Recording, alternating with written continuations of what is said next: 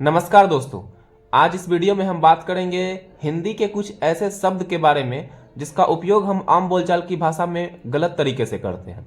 जैसे कि कुछ शब्द हैं प्रार्थना, अनुरोध और आग्रह।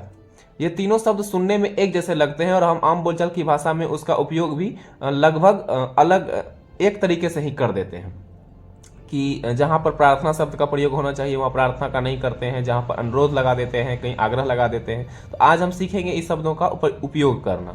ठीक है, तो सबसे पहले हम प्रार्थना के बारे में सीखेंगे। प्रार्थना क्या होता है? देखिए, जब आप अपने मन के भावों को किसी के सामने जब आप श्रद्धापूर्वक पूरी तरह से समर्पित होकर अपने विचारों को उनके सामने रखते हैं, उससे मांगने की इच्छा प्रकट करते हैं, तो इसे हम प्रार्थना की श्रेणी में रखते हैं। जैसे आप मंदिर में जा करके अपने भावों को बड़ी श्रद्धा से, बड़े समर्पित होकर के ईश्वर के चरणों में अपने विचारों को प्रस्तुत करते हैं, रखते हैं और उनसे कुछ मांगने की इच्छा करते हैं। तो ऐसे विचारों को, ऐसे भावों को हम प्रार्थना की श्रेणी में रखते हैं।